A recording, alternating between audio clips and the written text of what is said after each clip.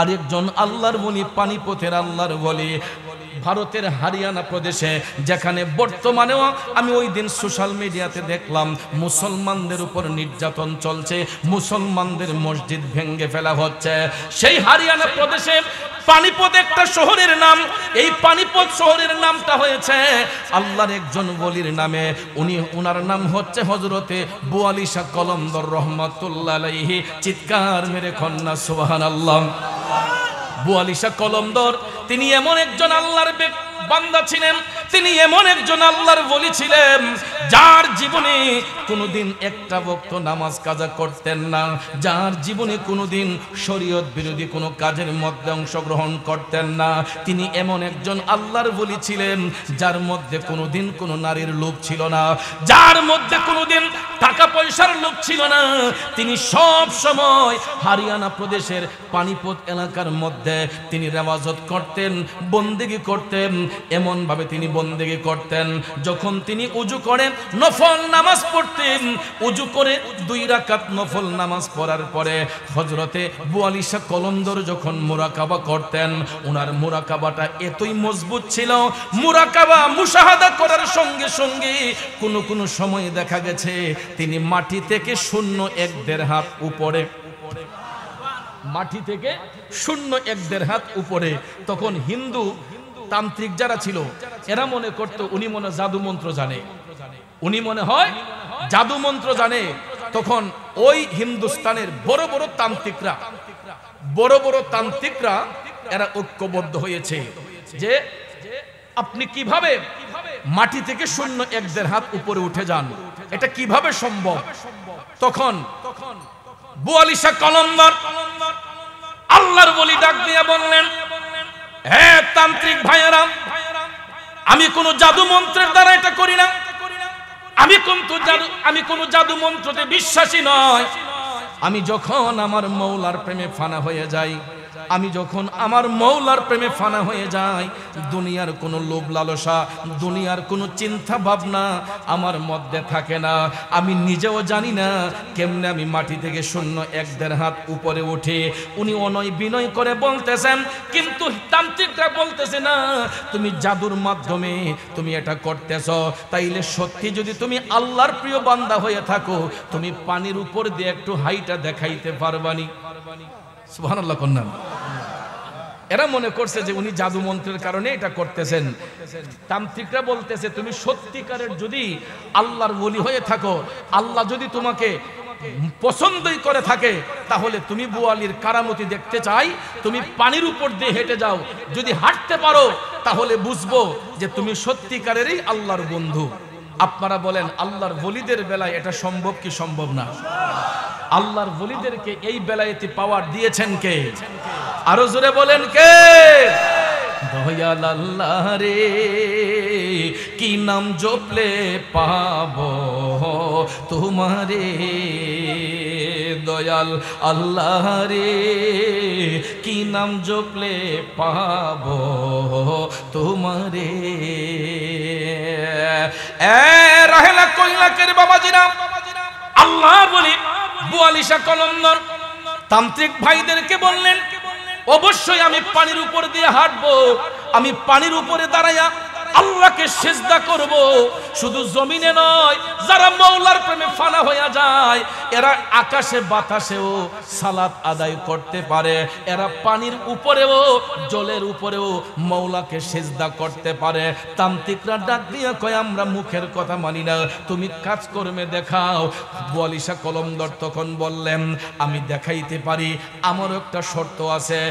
তখন তান্ত্রিকরা বলে কি শর্ত? বুয়ালি শাহ কলন্দর বলেন আমি যদি পানির উপরে দাঁড়ায় আল্লাহকে সিজদা করে দেখাতে পারি, তাইলে তোমরা সবাই কালেমা পড়ে মুসলমান হইবা।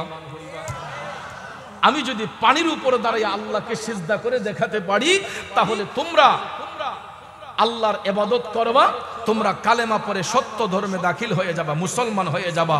সমস্ত তান্ত্রিকরা যারা সেখানে জাদু মন্ত্র করত, শত শত তান্ত্রিকরা এরা ওয়াদা করলো বুয়ালি শাহ কলন্দরের সাথে যে অবশ্যই যদি আপনি পানির উপরে দাঁড়াইয়া সিজদা করে দেখাতে পারেন, তাহলে আমরা অবশ্যই কালেমা পড়ে মুসলমান হয়ে যাব।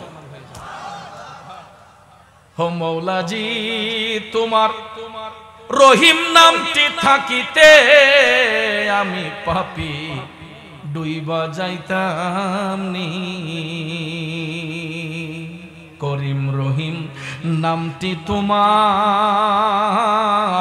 আল্লাহ কাদের গুণী আমি পাপী ডুইবা যাইতাম নি। বন্ধুরা আমার, বাবাজিরা, বুয়ালিশা কলন্দর টপ টপ করে চোখের পানি ছেড়ে কান্দে, ডাক দিয়ে কই আল্লাহ আমি বুয়ালি এত বড় কথা বলে ফেলেছি, আল্লাহ গো তুমি যদি তোমার গোলামরে কবুল না করো এই বিধর্মী গুলা সত্য ধর্মে দাখিল হবে না। আল্লাহ আমি বুয়ালি হয়তো জীবনে অন্যায় করে থাকতে পারি, আমি হয়তো কোনো ভুল করতে পারি, আল্লাহ তুমি না বলেছো লা তাকনা তুমি রহমাতিল্লাহ, বান্দারে পাহাড় পরিমাণ গুনাহ করলেও আমার রহমত থেকে বঞ্চিত হইবে না। এই বলিয়া বুয়ালিশা কলন্দর ডাক দিয়া কয় আল্লাহ তুমি সত্যি যদি তোমার খুদায়িত্ব সত্য হয়ে থাকে আমি অধম বুয়ালি তোমার কাছে ভিক্ষা চাই মৌলা, তুমি আমি বুয়ালিরে এমন বেলায়ত দান করো যাতে করে এই সব কারামতি শক্তির বলে ওই বিধর্মীদেরকে আমি দিনের মধ্যে আনতে পারি। এটা বলার সঙ্গে সঙ্গে আমার আল্লাহর কাছে মায়া হয়ে গেছে। আল্লাহ রাব্বুল আলামিন বুয়ালিশা কলন্দরের ডাক কবুল করে ফেললেন গো। বুয়ালিশা কলন্দরের ডাক আমার আল্লাহর কাছে কবুল হয়ে গেছে। সঙ্গে সঙ্গে তিনি মুরাকাবা মুশাহাদা করিয়া ওনার বগলের মধ্যে যেই নামাজের মুসল্লা ছিল, নামাজের মুসল্লাটা তিনি পানির উপরে ছুঁড়ে মারলেন। পানির উপরে যখন ছুঁড়ে মারলেন অনেকটা দূর দেখা যায় পানির মধ্যে নামাজের মুসল্লাটা গিয়া কিবলামুখী হইয়া নামাজের মুসল্লাটা সুন্দর করে বসে আছে। আল্লাহর ওলি বুয়ালিশা কলন্দর তিনি আমার আল্লাহর উপর তাওয়াক্কুল হইয়া আল্লাহর উপর ভরসা রেখে তিনি ওই নামাজের মুসল্লার মধ্যে ওইটা নামাজ পড়ার জন্য তিনি পানির উপর দিয়া যখন হাঁটতে শুরু করলেন তান্ত্রিকরা তাকাইয়া দেখতাছে সত্যি সত্যি বুয়ালিশা কলন্দর পানির উপর দিয়া হাইটা হাইটা হাইটা তিনি নামাজের মুসল্লার মধ্যে দাঁড়াইয়া কিবলামুখী হইয়া পানির উপরে। বন্ধুরা আমার, আপনারা বলেন একটা নামাজের মুসল্লার ওজন আর কতটুকু হতে পারে? একটা নামাজের মুসল্লা এটা যদি আপনার বেতেরও হয় বা আপনার এই মকমলেরও হয়, একটা নামাজের মুসল্লার ওজন সর্বোচ্চ আধা কেজি হইতে পারে, 1 কেজি হতে পারে। আমি ধরলাম 5 কেজি হলো একটা নামাজের মুসল্লা, তো আর এত ভারী হবে না। তাহলে একটা মানুষের ওজন কত? একদম শুদ্ধা মানুষও যদি হয় কমপক্ষে একটা মানুষের ওজন 20 থেকে 30 কেজি হয়। একদম ছোট বাচ্চাও যদি হয়, কথা কোন ঠিক কিনা? সাবালক একটা মানুষ যার উপর নামাজ ফরজ হয়েছে তাদের ওজন কমপক্ষে 30 থেকে 40 হয়, কথা কোন ঠিক না বেঠিক? তাহলে 5 কেজি ওজনের একটা নামাজের মুসল্লার মধ্যে 30-40 কেজি 50-60 কেজি ওজনের একটা মানুষ যদি দাঁড়ায়, এটা কি পানির নিচে ডুবার কথা নাকি ভাসার কথা? নিচের মধ্যে কোনো তক্তা নাই, নিচের মধ্যে শুধু পানি আর পানি। এর উপরে নামাজের মুসল্লা আল্লাহর ওলি বুয়ালি ছেড়ে দিলেন। দেওয়ার পরে দেখা যায় তিনি পানির উপর দিয়া হাইটা হাইটা নামাজের মুসল্লার মধ্যে দাঁড়াইয়া গো তিনি যখন কিবলামুখী হইয়া যখন নামাজ আদায় করলেন, নামাজ আদায় করিয়া সালাম ফিরাইয়া আবার হাইটা হাইটা তিনি যখন নদীর পাড়ে আসলেন, হিন্দু তান্ত্রিক যতগুলা ছিল, হরিয়ানা প্রদেশের যত হিন্দুর জমিদার ছিল, রাজা ছিল, সবাই বুয়ালিশা কলন্দরের পায়ের মধ্যে পইরা এরা কালেমা পইরা মুসলমান হইয়া গেছে।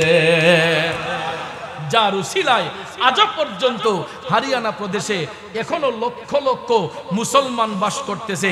কিন্তু বর্তমানে ভাইয়ের আমার সেই কিছু কিছু উগ্রবাদী ইসকন নামক হিন্দুদের উগ্রতার শিকার হয়ে আমাদের মুসলমান ভাইরা প্রতিদিন এক একটা এরিয়ার মধ্যে নির্যাতনের শিকার হচ্ছে, ঠিক না ঠিক?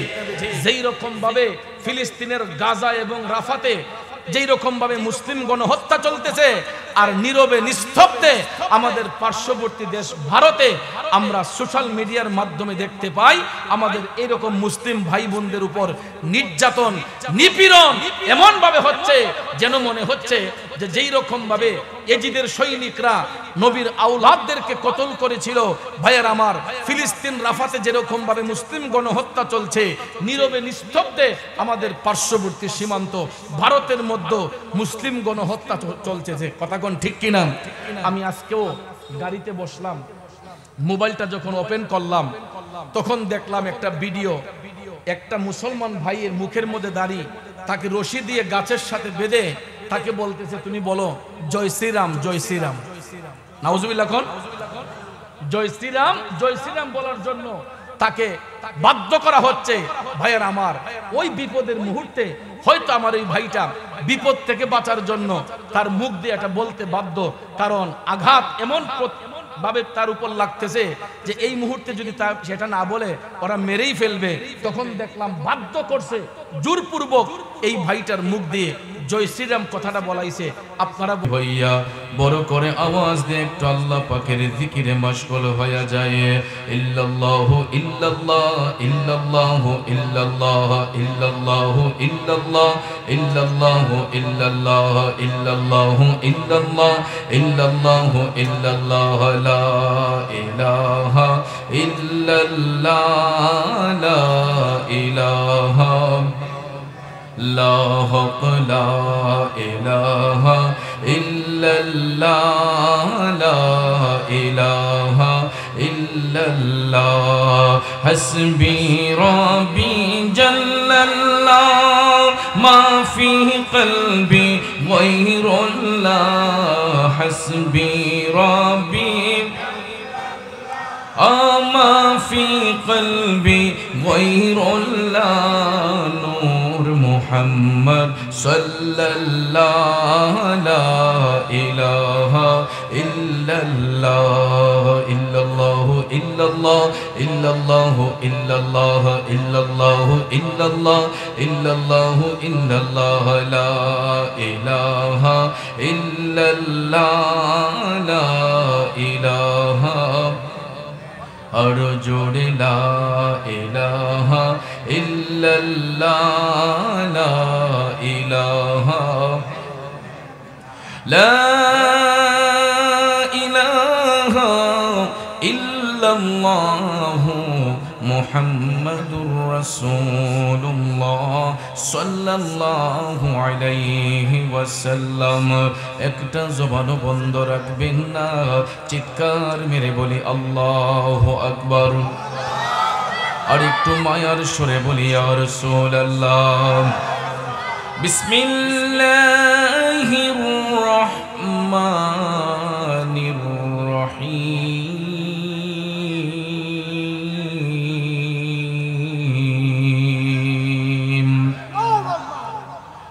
ইয়া আইয়ুহাল্লাযীনা আমানু ইসতাঈনু বিস-সাবরি ওয়াস-সালাহ ইন্নাল্লাহা মা'আস-সাবিরিন।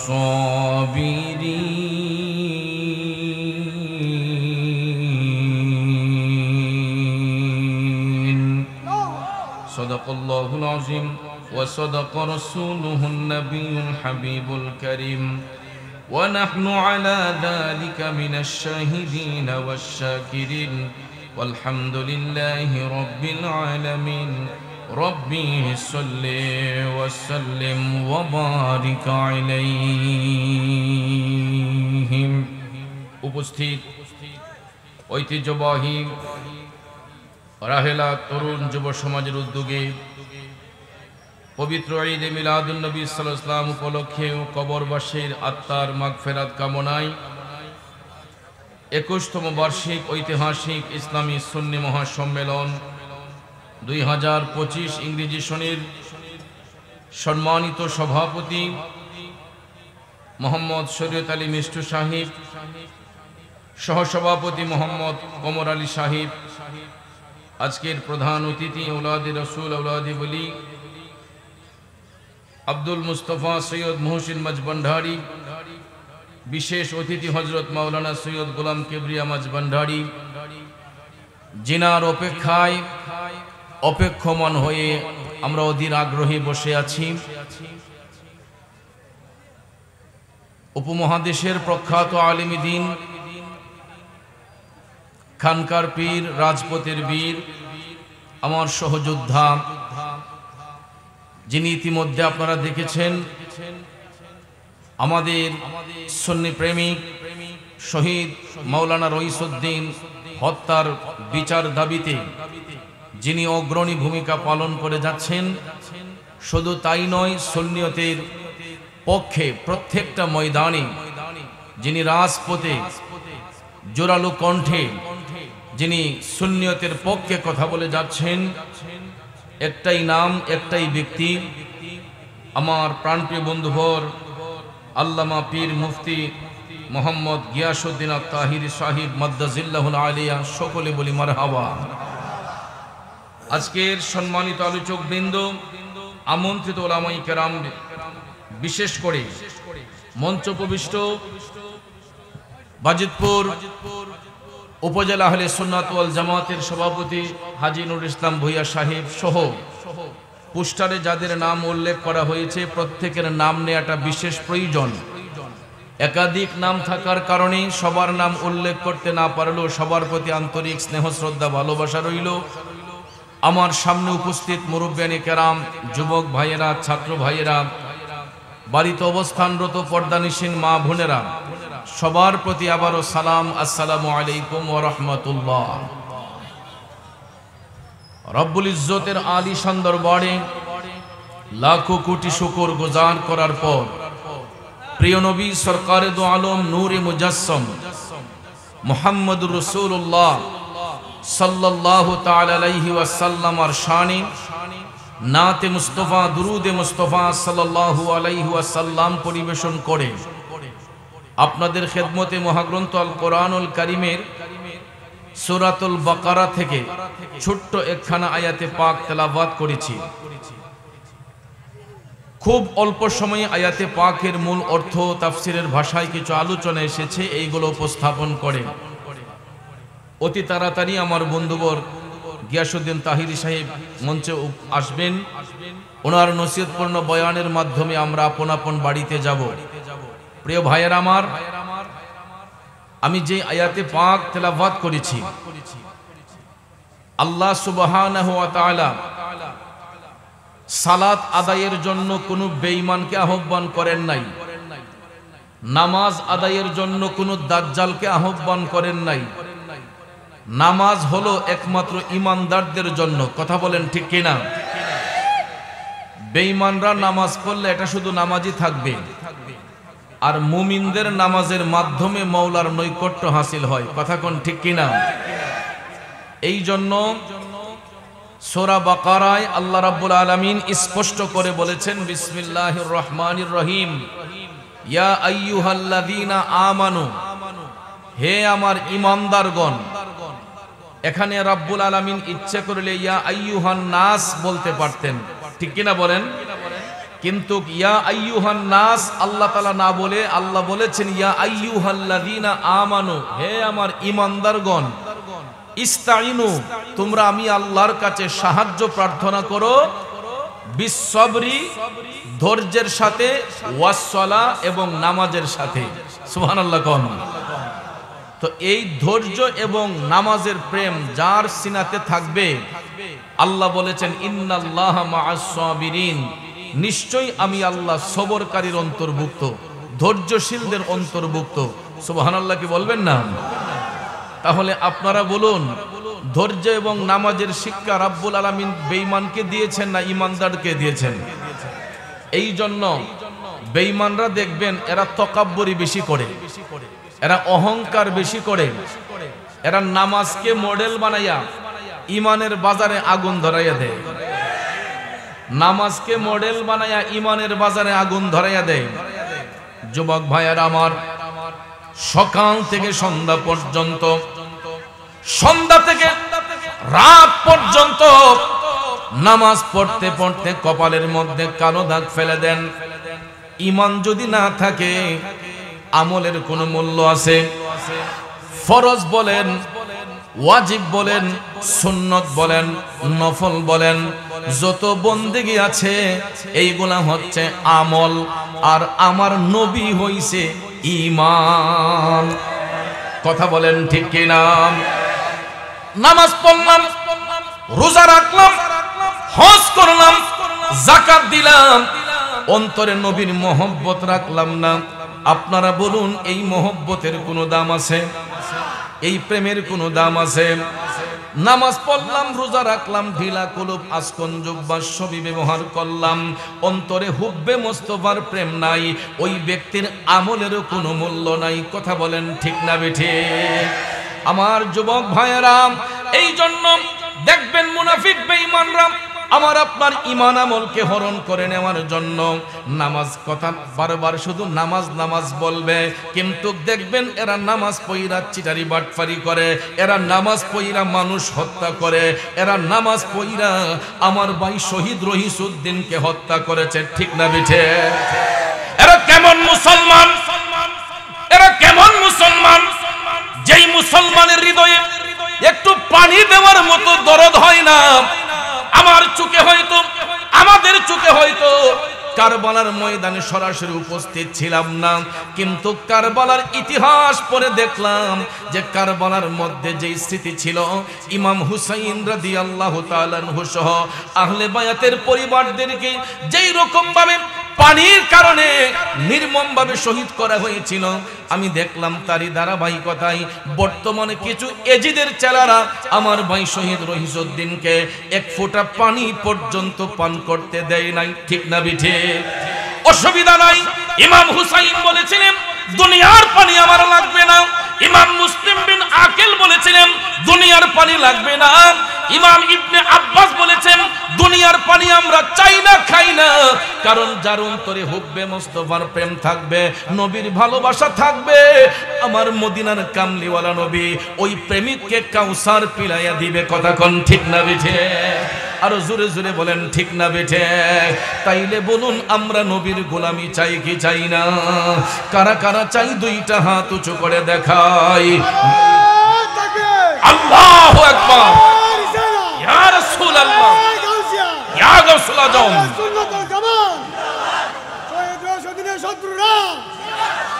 আমার ভাই শহীদ রহিসউদ্দিন মরে নাই, সে জিন্দা। কারণ আল্লাহর পথে যারা জীবন কুরবান করে, আল্লাহর পথে যারা শহীদ হয়ে যায়, আমার আল্লাহ বলেছেন ওয়ালা তাকুলু লিমান ইউকতালু ফি সাবিলিল্লাহি আমওয়াত বাল আহইয়াউ ওয়ালাকিন লা তাশউরুন। আল্লাহ বলে, হে জগৎবাসীরা, যারা আমি আল্লাহর পথে শহীদ হয়ে যায়, কুরবান হয়ে যায়, তোমরা তাদেরকে মৃত বলিও না, এরা জীবিত, তোমরা তাদের সম্পর্কে জানো না। আল্লাহর কোরআন যদি সত্য হয়, আল্লাহর পথে যারা জীবন কুরবান করে এরা কখনো মরে না, এরা জিন্দা। আমার ভাই শহীদ রহিসউদ্দিনও জিন্দা। কথা কোন ঠিক কিনা? কারণ তার অন্তরে হুব্বে মুস্তাফার প্রেম ছিল। সোশ্যাল মিডিয়াতে দেখবেন কত সুন্দর করে আবেগপ্রুত কণ্ঠে গিয়েছিল, পলকে জীবন দিয়ে দেব যদি নবী তুমি চাও, পলকে জীবন দিয়ে দেব যদি নবী তুমি চাও। ও গোয়ার জি আমার এই জীবনে একবার দেখা দাও, হাবিবি ইয়া রাসূলুল্লাহ, হাবিবি ইয়া হাবিবাল্লাহ, হাবিবি ইয়া রাসূলুল্লাহ, হাবিবি ইয়া হাবিবাল্লাহ।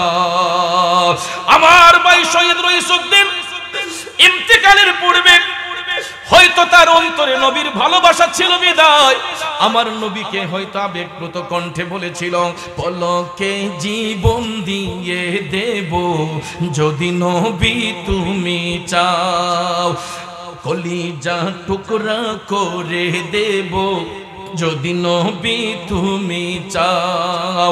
ও গোয়ারি জি আমার এই জীবনে একবার দেখা দাও, হাবিবি ইয়া রাসূলুল্লাহ, হাবিবি ইয়া হাবিবাল্লাহ, হাবিবি ইয়া রাসূলুল্লাহ, হাবিবি ইয়া হাবিবাল্লাহ।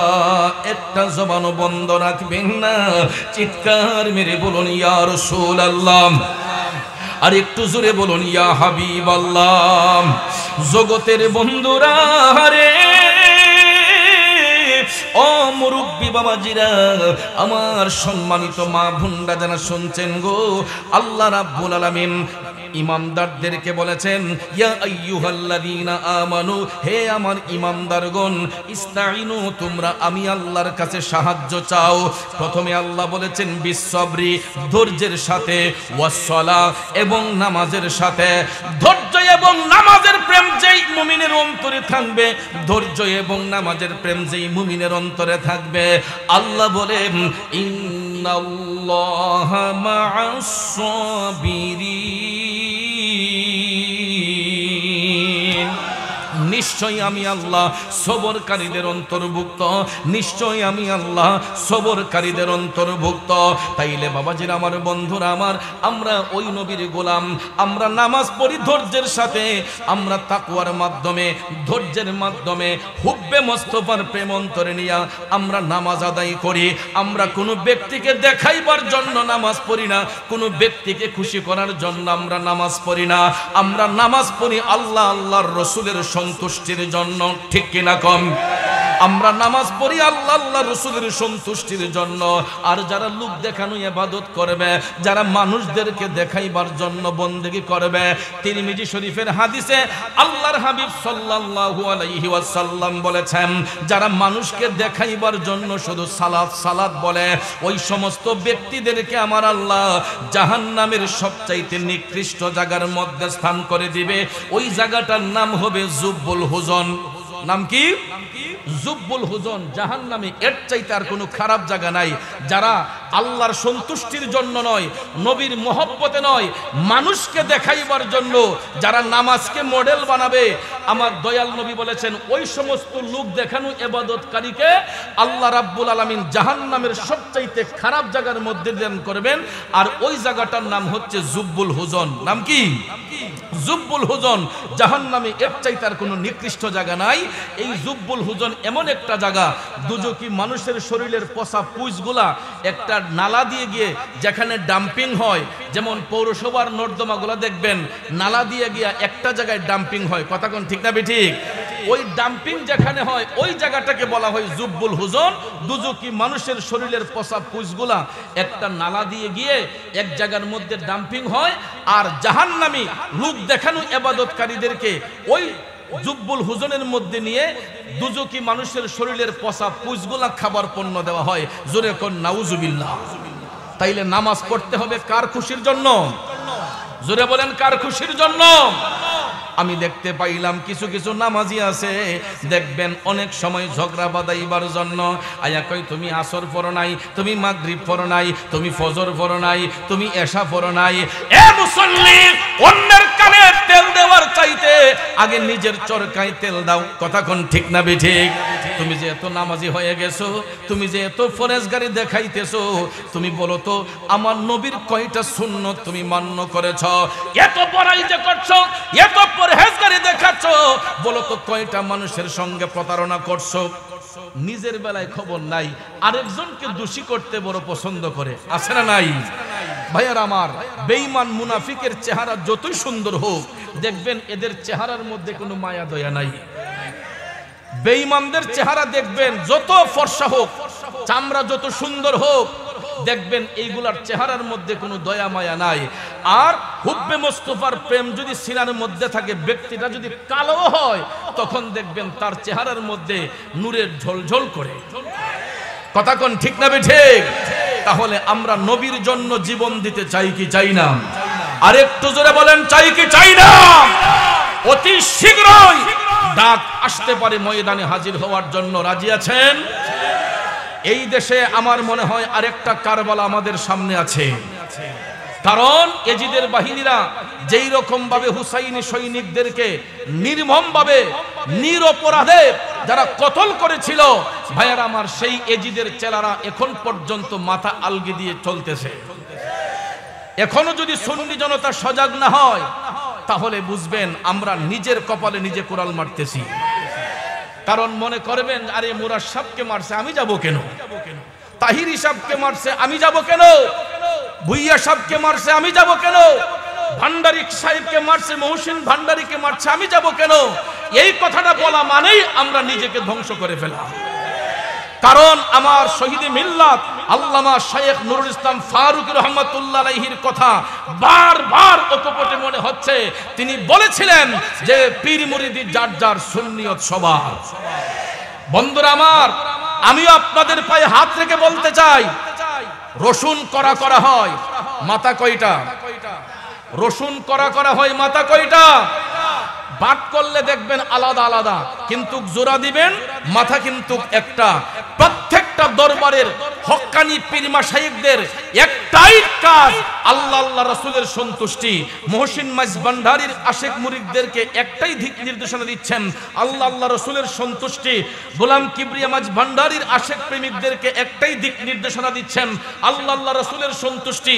আল্লামা গিয়াসউদ্দিন তাহিরি সাহেব ভক্ত মুরিদদেরকে এই শিক্ষাই দিচ্ছেন, কোন রাস্তায় চললে আল্লাহ আল্লাহ রাসূলের সন্তুষ্টি। স্থানঘাট লতিফিয়া দরবার শরীফের আমি অদম গুনাহগার, আমার ভক্ত মুরিদদেরকে ওই শিক্ষা দিচ্ছি, যেই রাস্তায় চললে আল্লাহ আল্লাহর সন্তুষ্টি পাওয়া যায়। তাহলে কি দেখা গেল? ঘুরে ঘুরে সবার লক্ষ্য উদ্দেশ্য একটাই, আল্লাহ আল্লাহ রাসূলের সন্তুষ্টি।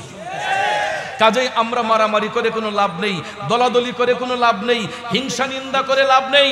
বর্তমানে এমন একটা সময় এসেছে ভাই, আমরা যদি সোচ্চার না হই, বাতিল ফেরকারা আমাদেরকে টেনে টেনে হেসড়ে হেসড়ে মারবে। কথা কোন ঠিক কিনা?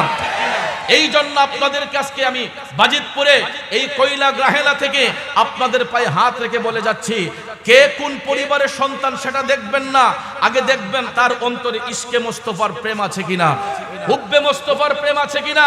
যদি সে একটা রাস্তার ফকির হয়, আমার নবীর পক্ষের হয়, যদি তার উপর কোনো জুলুম নির্যাতন হয়, আমরা সবাই গিয়ে ঝাঁপিয়ে পড়ব।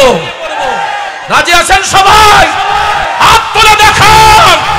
Action action! ইয়াজিদের বিরুদ্ধে,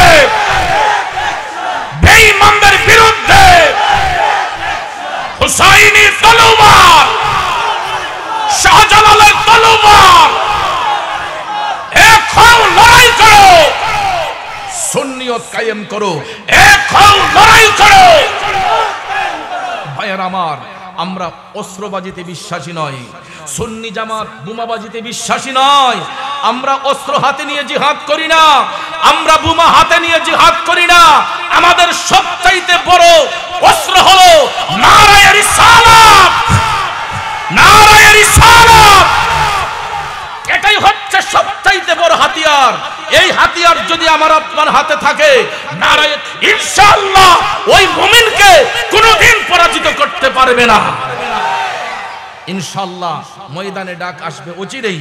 যদি আপনাদের কাছে ডাক চলে আসে, আমি পায়ে হাত ধরে বলবো, বিশেষ করে আমি আমার মুরিদদেরকে বলে যাচ্ছি, যদি আমার কোনো মুরিদ এখানে থাকেন, আমাকে যদি ভালোবাসেন, আল্লাহর নবীকে যদি ভালোবাসেন, যদি সুন্নিয়তের ময়দানে কোনো ডাক আসে, জীবনকে বাজি রেখে সুন্নিয়তের প্রেমে কোরবান হয়ে যাবেন। নবীর কলিজার টুকরা নাতি ইমাম হুসাইন যদি হাসি মুখে জীবন দিতে পারেন, আমরা কি পারবো না? ইমাম মুসলিম বিন আকিল যদি হাসি মুখে জীবনটা দিতে পারেন, আমরা পারবো না? তাহলে আর ভয়ের কোনো কারণ নেই, পিছপা হওয়ার কোনো কারণ নেই। আমরা যাদের উপর আস্থা রেখেছিলাম, আমরা যাদের উপর বিশ্বাস রেখেছিলাম, যারা আমাদের নিরাপত্তা বাহিনী, যাদেরকে আমরা সর্বমহলে সর্বসেক্টরে আমরা স্যালুট জানাই, এখন দেখছি ভাইয়ার আমার, তাদের ভিতরে কিছু পাতি ইঁদুর ঢুকে গেছে। তা আমি প্রশাসনের ভাইদেরকে সম্মানের সহিত বলতে চাই, আপনারা আমাদের শত্রু নয়, আপনারা জনগণের বন্ধু। প্রশাসন আমাদের বন্ধু, আপনারা আমাদের শত্রু নয়। আমি আপনাদেরকে পরামর্শ দিচ্ছি, প্রশাসনের ভাইয়েরা, আপনারা সুবিচারের মাধ্যমে, আপনারা তদন্তের মাধ্যমে সাদাকে সাদা বলবেন, কালোকে কালো বলবেন। কোন ব্যক্তির পূজারী হবেন না। ইতিপূর্বে যারা ব্যক্তি পূজারী হয়েছে, তাদের বিচার এই বাংলার জমিনে হয়েছে। আবারও এরকম কোন কাজ যাতে না হয়, বাংলার জনগণ যাতে আপনাদের বিরুদ্ধে হাত তুলতে না হয়। এই জন্য ভাইয়ের আমার, আজকের কথাগুলা হয়তো অনেকটা ব্যতিক্রম লাগতেছে। অনেকে হয়তো ভাববেন মুরাদ চৌধুরী তো কখনো এরকম জোর গলায় কথা বলে নাই। অনেকেই হয়তো মনে করবেন মুরাদ চৌধুরীকে কখনো এত জোরালো কণ্ঠে কথা বলতে দেখি নাই। কিন্তু ভাইয়ের আমার, যখন ধৈর্যের বাঁধ ভেঙে যায়, তখন আর কণ্ঠকে নিচে রাখা যায় না। কারণ আমাদের শরীরে আছে হুসাইনি রক্ত, আমরা হুসাইনি আদর্শের সৈনিক। কথা বলেন ঠিক কিনা? যখনই ময়দানে ডাক আসবে সবাই প্রস্তুত ইনশাআল্লাহ? আবার হাত তুলে দেখায় নারায়ে তাকবীর, নারায়ে রিসালাত, আহলে সুন্নাত ওয়াল জামাত, সুন্নি মহাসম্মেলন, অ্যাকশন অ্যাকশন অ্যাকশন অ্যাকশন, ইয়াজিদের বিরুদ্ধে, বাতিলদের বিরুদ্ধে, মুনাফিকদের বিরুদ্ধে শাহজালালের তলোয়ার, হুসাইনি তলোয়ার। একটু দরুদ শরীফ পড়ুন। আল্লাহুম্মা সাল্লি আলা সাইয়্যিদিনা মুহাম্মাদ নাবি মাওলানা মুহাম্মাদ নাবি মাওলানা মুহাম্মদ দয়াল নবীজির নূরি চেহারা দেখিতে মোদের মন চায়, কাঁদে মোদের প্রাণ পাপিয়া, কাঁদে মোদের অন্তরায়। আল্লাহুম্মা সাল্লি সাইয়্যিদিনা মুহাম্মাদ নাবি শাফি মাওলানা মুহাম্মাদ নাবি শাফি।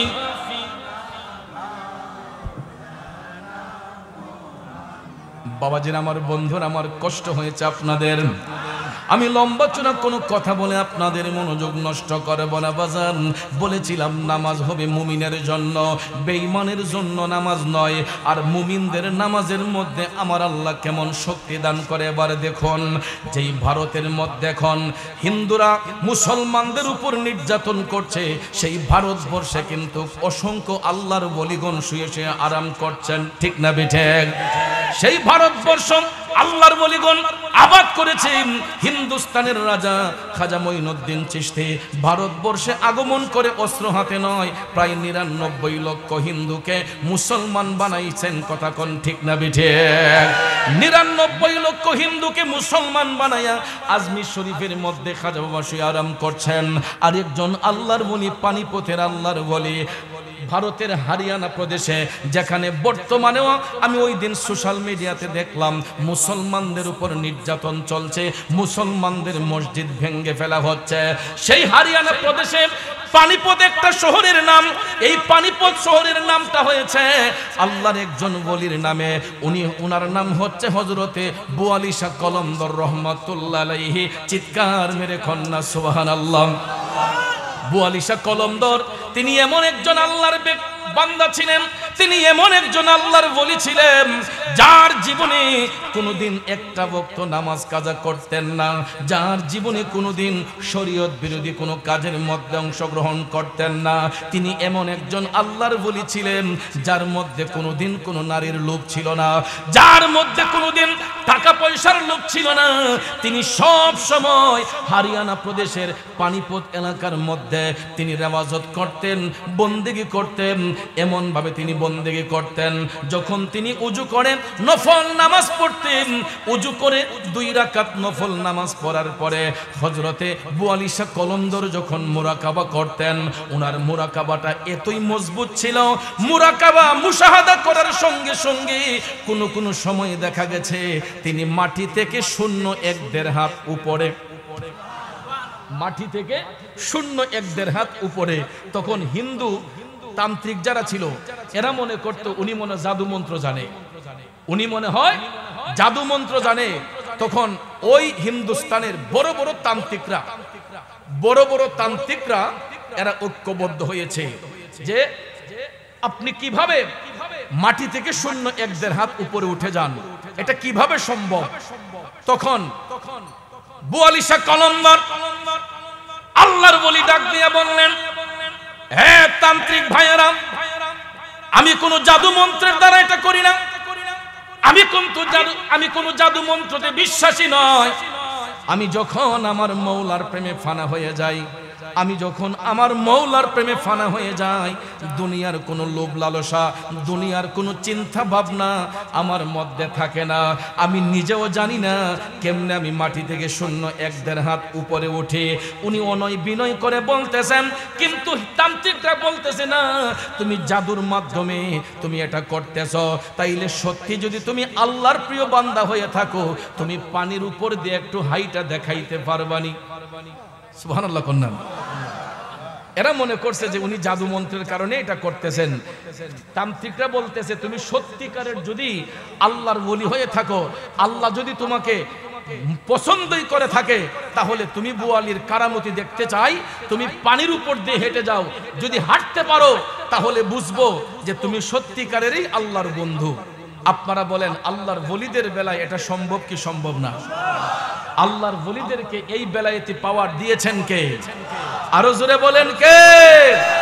দয়াল আল্লাহ রে, কি নাম জপলে পাবো তোমারে, দয়াল আল্লাহ রে, কি নাম জপলে পাবো তোমারে। রাহেলা কইলাকের বাবাজিরা, আল্লাহ বলি বুয়ালিশা কলন্দর তান্ত্রিক ভাইদেরকে বললেন, অবশ্যই আমি পানির উপর দিয়ে হাঁটবো, আমি পানির উপরে দাঁড়াইয়া আল্লাহকে সিজদা করব। শুধু জমিনে নয়, যারা মওলার প্রেমে ফানা হয়ে যায়, এরা আকাশে বাতাসেও সালাত আদায় করতে পারে, এরা পানির উপরেও জলের উপরেও মওলাকে সিজদা করতে পারে।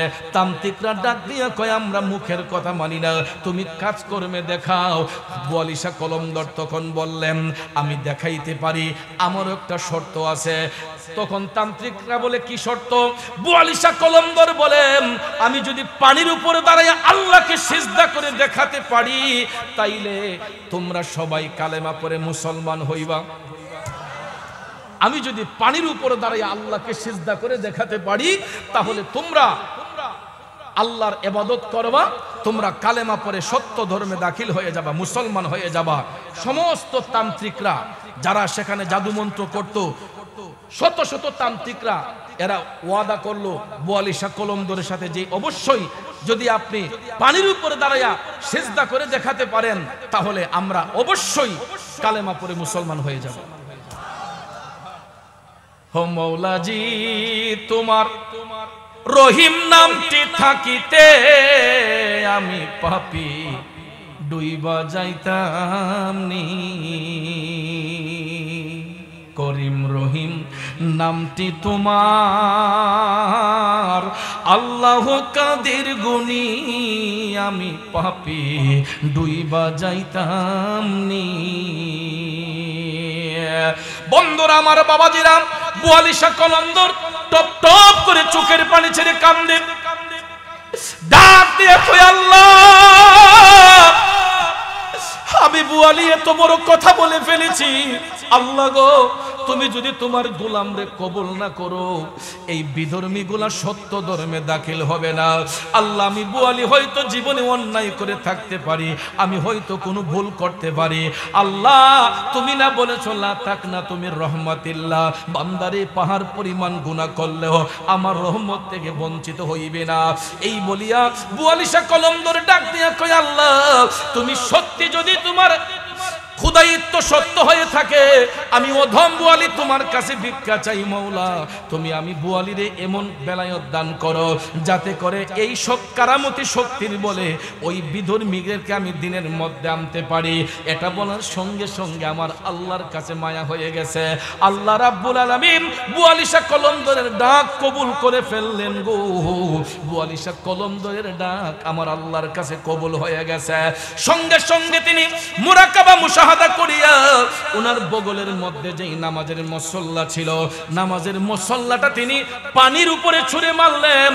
পানির উপরে যখন ছুঁড়ে মারলেন, অনেকটা দূর দেখা যায় পানির মধ্যে নামাজের মুসল্লাটা গিয়া কিবলামুখী হইয়া নামাজের মুসল্লাটা সুন্দর করে বসে আছে। আল্লাহর ওলি আবু আলী শাহ কলমদর তিনি আমার আল্লাহর উপর তাওয়াক্কুল হইয়া আল্লাহর উপর ভরসা রেখে তিনি ওই নামাজের মুসল্লার মধ্যে উঠা নামাজ পড়ার জন্য তিনি পানির উপর দিয়া যখন হাঁটতে শুরু করলেন, তান্ত্রিকরা তাকাইয়া দেখতাছে সত্যি সত্যি আবু আলী শাহ কলমদর পানির উপর দিয়া হাইটা হাইটা হাইটা তিনি নামাজের মুসল্লার মধ্যে দাঁড়াইয়া কিবলামুখী হইয়া পানির উপরে। বন্ধুরা আমার, আপনারা বলেন একটা নামাজের মুসল্লার ওজন আর কতটুক হতে পারে?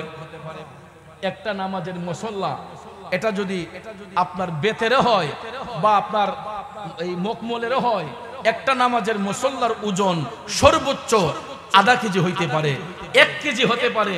আমি ধরলাম 5 কেজি হলো একটা নামাজের মুসল্লা, তো আর এত ভারী হবে না। তাহলে একটা মানুষের ওজন কত? একদম শুদ্ধা মানুষও যদি হয়, কমপক্ষে একটা মানুষের ওজন 20 থেকে 30 কেজি হয়। একদম ছোট বাচ্চাও যদি হয়, কথা কোন ঠিক কিনা? সাবালক একটা মানুষ যার উপর নামাজ ফরজ হয়েছে তাদের ওজন কমপক্ষে 30 থেকে 40 হয়, কথা কোন ঠিক না বেঠিক? তাহলে 5 কেজি ওজনের একটা নামাজের মুসল্লার মধ্যে 30-40 কেজি 50-60 কেজি ওজনের একটা মানুষ যদি দাঁড়ায়, এটা কি পানির নিচে ডুবার কথা নাকি ভাসার কথা?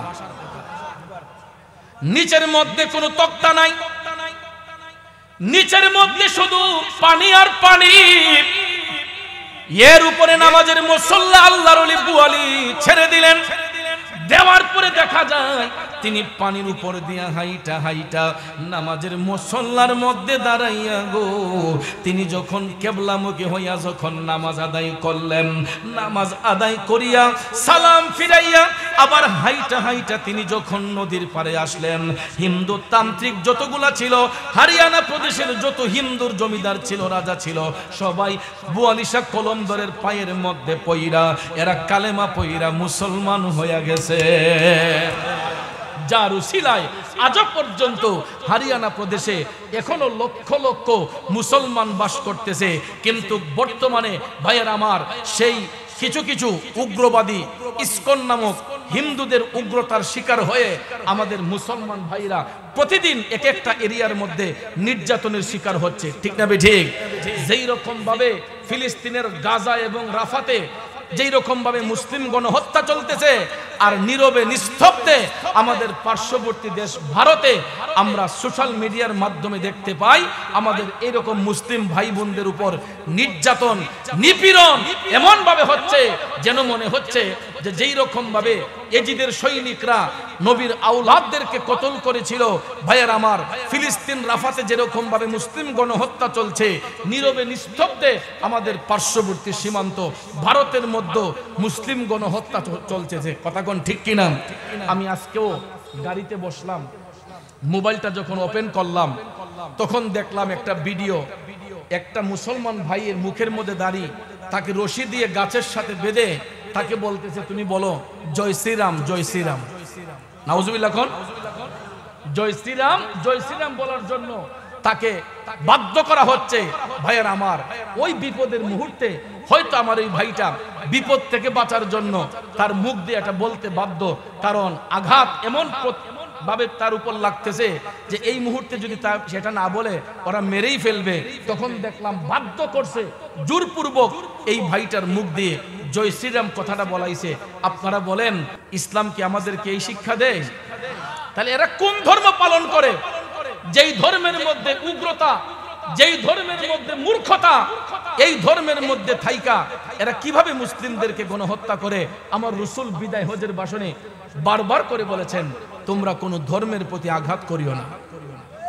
বিদায় হজের ভাষণটা বাংলাতে লেখা আছে, আপনারা পড়বেন। রাসূল বলেছেন, তোমরা কোনো ধর্মের প্রতি আঘাত করো না। একজন বিধর্মী ভাইকে কালেমার দাওয়াত দিতে পারো, কিন্তু জোরপূর্বক নয়। স্বেচ্ছায় যদি সে কালেমা পাঠ করে মুসলমান হয়, এটা ভিন্ন কথা, ঠিক কিনা কোন? কিন্তু আজকাল দেখা যায় ওই সমস্ত ইসকনের ভাইয়েরা, উগ্রবাদী হিন্দু ভাইয়েরা এদেরকে তো ভাই বলা যায় না, উগ্রবাদী হিন্দুরা। হিন্দুরা কিন্তু আবার সব হিন্দু এক সমান নয়। আমাদের বাংলাদেশে হিন্দু ভাই আছে না? আমরা এই বাজিতপুর বাজারে গিয়ে দেখেন অনেক হিন্দু ব্যবসায়ী আছে, শত শত হিন্দু ব্যবসায়ী আছে। বলেন তো কোন মুসলিম ভাই আমরা কি হিন্দু ভাইদের দোকানে হামলা করেছি? আমরা কোন হিন্দু ভাই আমাদের দোকানে হামলা করেছে? আমরা এই বাংলাদেশে, স্বাধীন সোনার বাংলাদেশে সম্প্রীতির মাধ্যমে চলতেছি। হিন্দু ভাইরা মন্দিরে পূজা করে, খ্রিস্টানরা গির্জাতে উপাসনা করে, মুসলমানরা মসজিদে আল্লাহকে সিজদা করে। এই সম্প্রীতির মাধ্যমে আমরা বাংলাদেশে চলতেছি। যেহেতু বাংলাদেশে 95% মুসলমান, 95% মুসলমানের মধ্যে হিন্দু, বৌদ্ধ, খ্রিস্টান ধর্মের ভাইয়েরা আমাদের কাছে কত নিরাপদ। কিন্তু আমাদের ভারতে বর্তমানে 40 কোটির উপরে মুসলমান, এরপরও হিন্দুদের কাছে নিরাপদ নয়। সেই ভারতের হিন্দুদের কাছে নিরাপদ নয়। 40 কোটির উপরে বর্তমানে মুসলমান আছে ভারতবর্ষে, কিন্তু দেখা যায় বিভিন্ন এলাকার মধ্যে মুসলমানরা নির্যাতনের শিকার হচ্ছে। ভাইয়ের আমার, আল্লাহর ওলি হযরতে বুয়ালি শাহ কলমদর কারামতি শক্তির বলে সেই হিন্দু তান্ত্রিকদেরকে কালেমা পড়ায় মুসলমান বানায়া তিনি এমন ভাবে ইবাদত করেছেন, আজও পর্যন্ত ওনার রওজাটা পানির উপরে। হরিয়ানা প্রদেশে যারা গিয়েছেন, যারা পানিপত শহরে গিয়েছেন, আপনারা এখন পর্যন্ত গেলে দেখবেন বুয়ালি শাহ কলমদর রহমাতুল্লাহ আলাইহির মাজার শরীফ পানির উপরে। কোথায়? চতুর্দিকে পানি থই থই করছে, চতুর্দিকে পানি থই থই করছে, কিন্তু আল্লাহর ওলি বুয়ালি শাহ কলমদর রহমাতুল্লাহ আলাইহির মাজার শরীফ পানি ডুবাইতে পারে না। চতুর্দিকে শাঁ শাঁ করে পানি উঠে, কিন্তু বুয়ালি শাহ কলমদরের মাজার শরীফ ডুবাইতে পারে না। কারণ যারা আল্লাহর বন্ধু হয়ে যায়, যারা আল্লাহর ওলি হয়, মওলা তার হয়ে যায়। কথা বলেন ঠিক না বেঠিক? তাহলে আমরা আল্লাহর ওলি হতে চাই কি চাই না? আল্লাহর রাস্তে পায়ে হাত ধরে বলবো, আমি লম্বা কথা বলবো না। আমি আজকে খুতবা শর্ট করে ফেলেছি, তাহির সাহেব কথা বলবেন এই জন্য, কারণ আকাশের অবস্থা ভালো থাকে না, সিচুয়েশন খুব দুর্বল থাকে, যে কোনো মুহূর্তে বৃষ্টি চলে আসতে পারে, ঠিক না বেঠিক? এই জন্য আমি শর্ট টাইমে আমার কথাগুলো আজকে বলতেছি। যেহেতু ইতিপূর্বে বহুবার আপনাদের এই কৈলাক রাহেলা এলাকায় আমি আলোচনা করেছি, এই জন্য আজকে আমি লম্বা কথা না বলে আমার বন্ধুকে সময় দেব, কারণ আমার বন্ধু গিয়াসউদ্দিন তাহিরি সাহেবের বক্তব্য শোনা আমাদের দরকার। কথা কোন ঠিক না বেঠিক? তাহলে ভাইয়ার আমার মনে হয় তাহিরি সাহেব আমাদের স্টেজে চলে আসতেছেন, হিসাবুদ্দিন আসতেছেন। নারায়ে তাকবীর, নারায়ে রিসালাত, নারায়ে রিসালাত।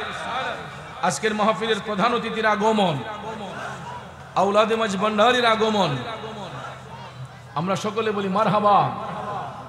একটু দুরূদ শরীফ পড়ি। আল্লাহুম্মা সাল্লি আলা সাইয়্যিদিনা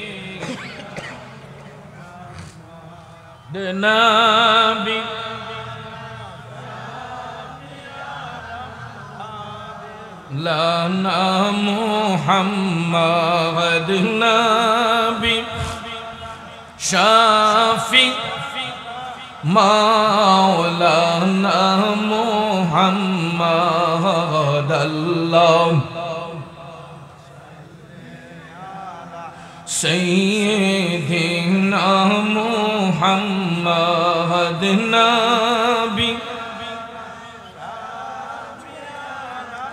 মাওলানা মুহাম্মাদ।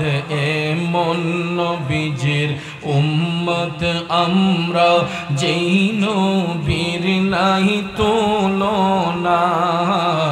এমন নবীজির উম্মত আমরা, যেই নবীর নাই তুলনা। যাহার উপর দুরূদ বেজেন দয়াল প্রভু রব্বানা। আল্লাহ সাল্লেন মাশাআল্লাহ মুহাম্মাদ নবী শাফি মাওলানা আদনাবিয়ানা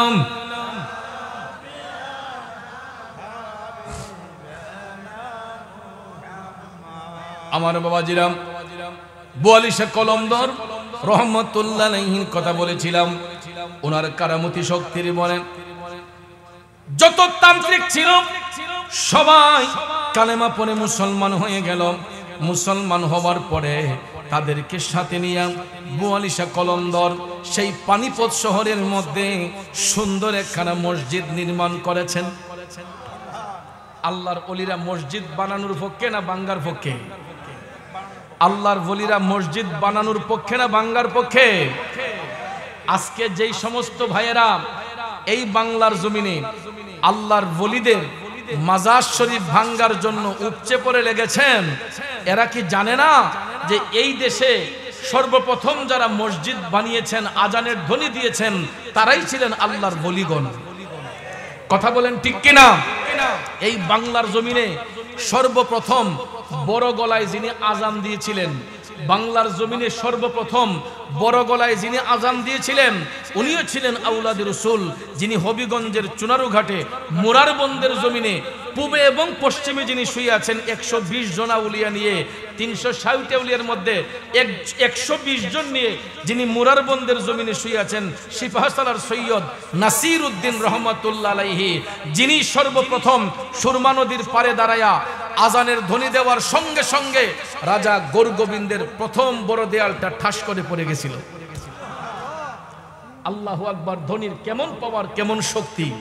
আর আজকে আমাদের দেশে কিছু কিছু টুপিওয়ালা, দাড়িওয়ালা, জুব্বাওয়ালা, কুর্তাওয়ালা এরা গিয়ে মাজারের উপর দাঁড়িয়ে মাজারের ইট পাটকলগুলো ভাঙ্গার জন্য এরা ব্যস্ত হয়ে গেছে। আপনারা ইতিমধ্যে জেনেছেন প্রায় 54টা দরবার শরীফ, উল্লেখযোগ্য 54টা দরবার শরীফ এই পর্যন্ত ভাঙ্গা হয়েছে। ভাইয়ের আমার, আল্লাহর আযাব অতি নিকটে। আমার আল্লাহ ছাড় দেয় কিন্তু কাউকে ছেড়ে দিবে না, সব কিছু সহ্য করবে, কিন্তু আল্লাহর 162 নম্বর আয়াতের দ্বারা আল্লাহ রাব্বুল আলামিন 62 এবং 63 নম্বর আয়াতের দ্বারা আল্লাহ স্পষ্ট করে আমাদেরকে অ্যালার্ট করেছেন আল্লাহর ওলিদের সম্পর্কে কথা না বলার জন্য। আমাদের বন্ধুবর প্রধান বক্তা আসতেছেন হয়তো, আল্লামা গিয়াসউদ্দিন তাহিরি সাহেব। নারায়ে তাকবীর, আল্লাহু আকবার, নারায়ে রিসালাত, ইয়া রাসূলুল্লাহ, আহলে সুন্নাত ওয়াল জামাত জিন্দাবাদ জিন্দাবাদ, আল্লামা নারায়ে তাকবীর, নারায়ে রিসালাত, আহলে সুন্নাত ওয়াল জামাত, তাহিরি সাহেবের আগমন, তাহিরি সাহেবের আগমন, রাহেলার পক্ষ থেকে, এই মাহফিলের পক্ষ থেকে নারায়ে তাকবীর, নারায়ে রিসালাত, আহলে সুন্নাত ওয়াল জামাত।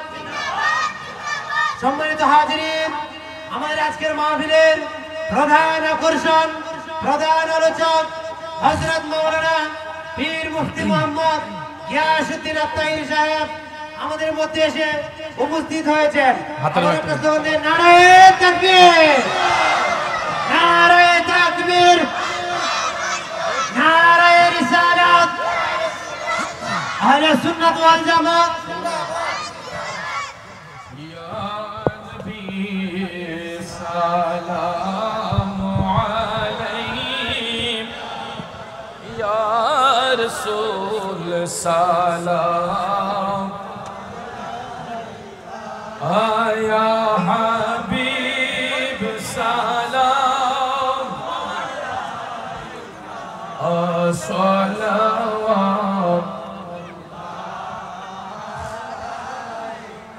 হাবিবি ইয়া রাসূলুল্লাহ,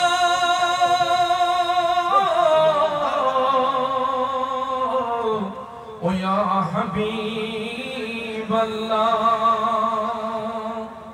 मेरा दिल तरफ रहा है, मेरा जल रहा है सीना, के धवा वही मिलेगी, के धवा वही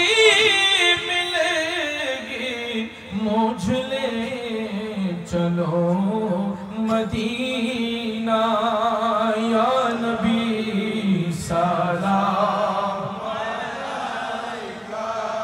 या रसूल सलाम या हबीब सलाम अलैका सलावतुल्लाह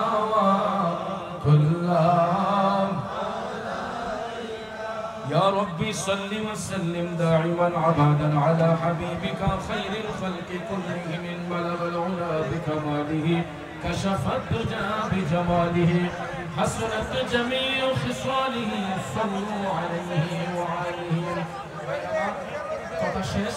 আমি আগে বলেছি যে আমি আজকে কথা লম্বা করব না, খুব শর্ট টাইমে কিছু কথা বললাম। ইমানি জজবা নিয়ে, ইমানি চেতনায় কথাগুলো বলেছি ইমানি স্বার্থে। কারণ আমরা হয়তো এক একজন এক এক পরিবার থেকে এসেছি, কিন্তু সুন্নিয়তের ময়দানে আমরা সবাই এক পরিবার। আমরা হয়তো পারিবারিকভাবে এক একজন এক একটা পরিবার থেকে এসেছি, কিন্তু এটা মনে রাখবেন যে সুন্নিয়তের বেলায় আমরা সবাই এক পরিবার। এখানে কে চৌধুরী সাহেব, কে ভুইয়া সাহেব, কে পাঠান সাহেব, কে সৈয়দ সাহেব, কে শেখ সাহেব, এইগুলা দেখার টাইম নাই। আমরা সবাই নবীর সৈনিক, হুসাইনি আদর্শের সৈনিক। এটাই সবচেয়ে বড় পরিচয়, আমরা সুন্নি।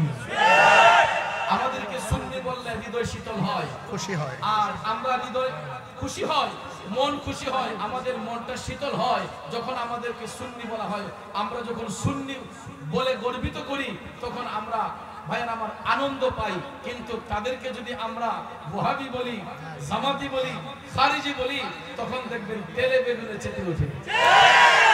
আর আমাদেরকে সুন্নি বললে আমরা মনটা খুশি হয়ে যায়। পার্থক্যটা এখানে, আর কিছু নয়। সবাই ভালো থাকবেন, সুস্থ থাকবেন।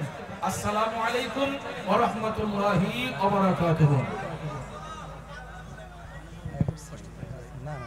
আমার তো দেরি হয়েছে। না আমি বলছি না, আয়েশা করছি না, আয়েশা শুনি না, শুন না মনে করেন না। পরে আমি তো খুব টায়ার্ড না, সারা বছর কাজ করে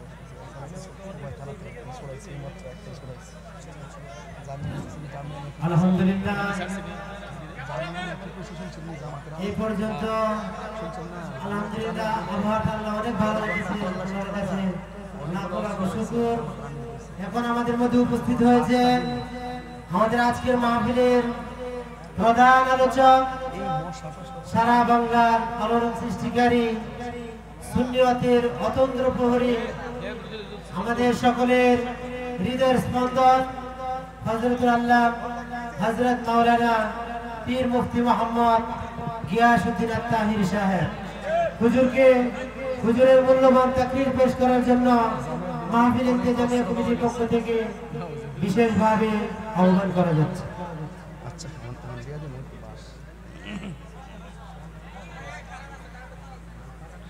আসসালামু আলাইকুম ওয়া রাহমাতুল্লাহি ওয়া বারাকাতুহু। যারা রাস্তাঘাটে আছেন মেহেরবানি করে পিছনে একটু জায়গা করে দিলে তারা বসতে পারবে। ভেতরে চলে আসুন। এখানে যারা চুটকি চলে যাও।